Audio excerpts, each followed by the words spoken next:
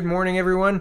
Some news coming out of Hamilton the day or two after the election. Here's Natasha Fatah, and she says, Hamilton, 3 charged in protest at Mohawk College PPC event.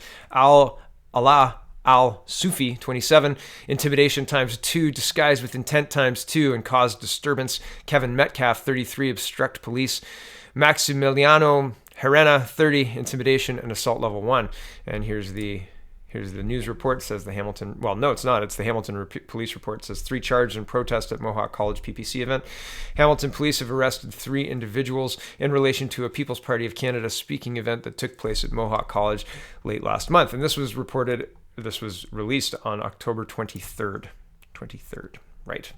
Very interesting, right? Just the timing is so weird. And here's Bill Tufts, links in the description if you want to check this out. But he says TheStar and its sister paper in Hamilton did not mention arrests in Soufis restaurant closing public relations scam. The Hamilton Spec did 4 stories on fake news, but 0 on real news arrests. Election virtue signaling. And here's an image of all of these. And do you remember when Justin Trudeau's campaign had lunch there? Yeah.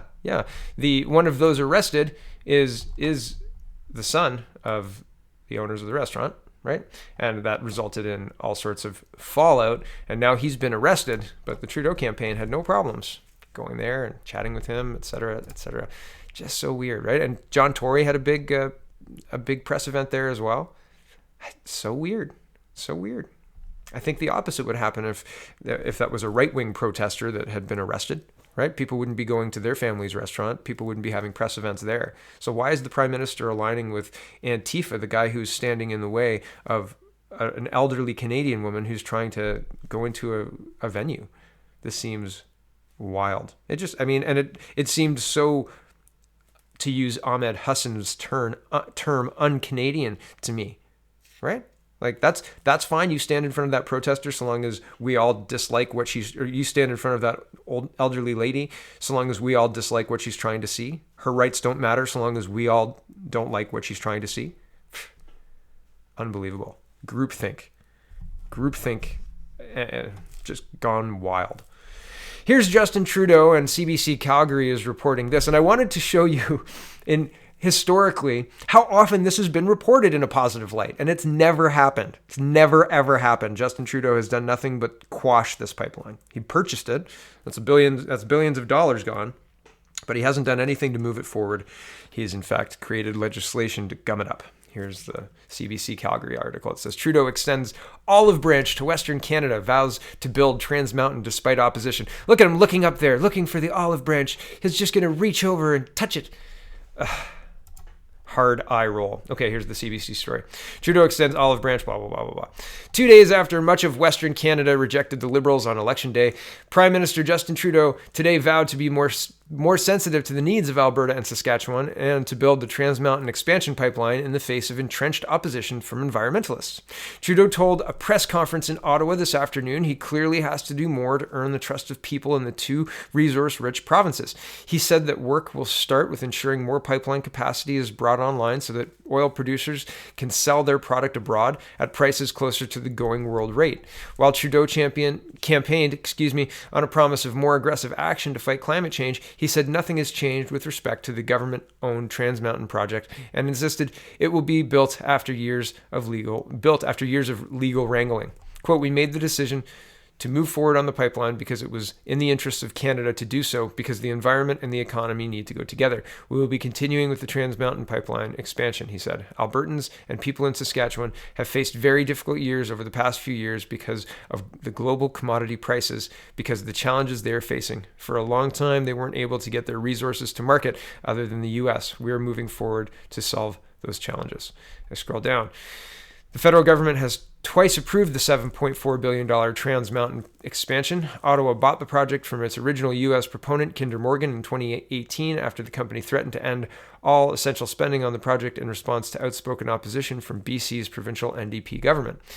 Even after a stunning court decision in August 2018 quashed the Liberal cabinet's initial approvals, Trudeau promised to build the project the right way. after another consultation project with Indigenous peoples and an improved environmental review, Cabinet again approved the project in June 2019.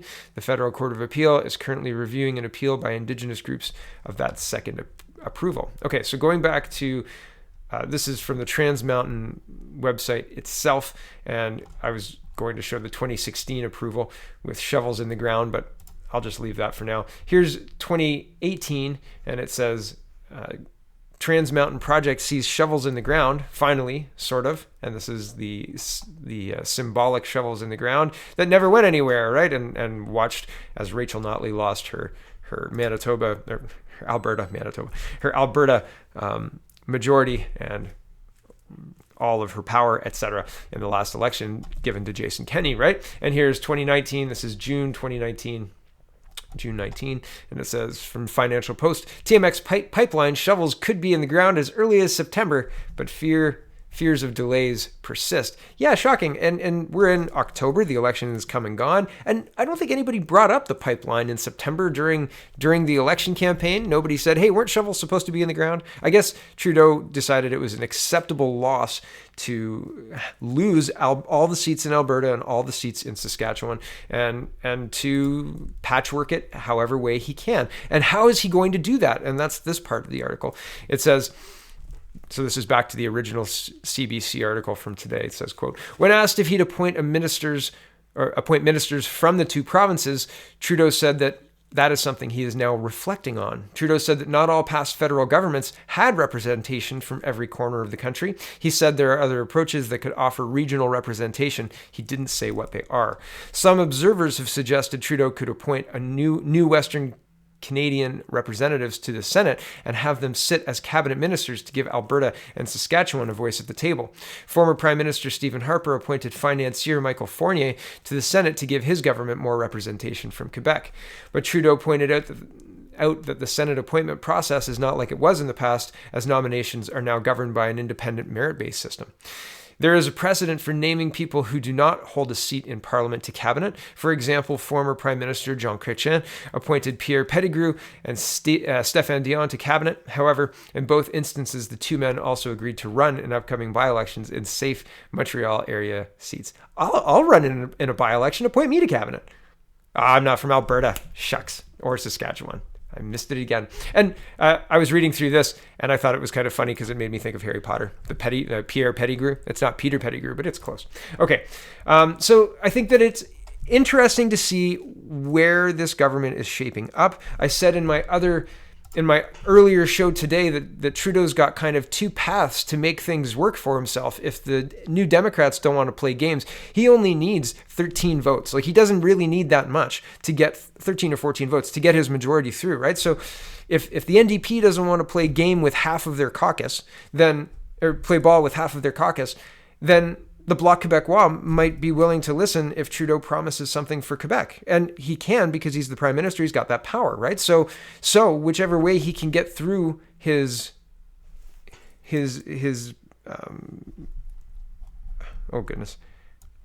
policies, went blank there for a minute.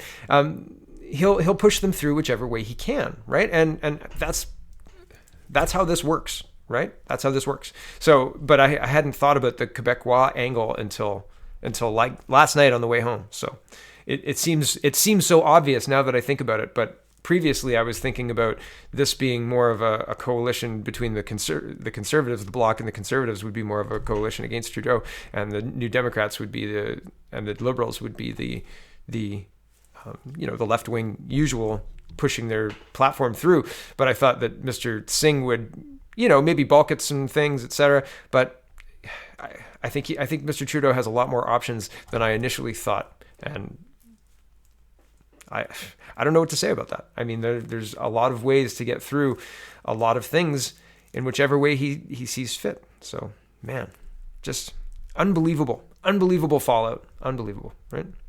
And TMX, I wonder if there will be a June 2020 article saying shovels will be in the ground as early as September. I'll add it to my scrapbook. Thanks for watching, everybody. Head on over to CanadaPoly.com. Join the conversation. We'd love to have you. And thanks for watching. Have a wonderful, wonderful day.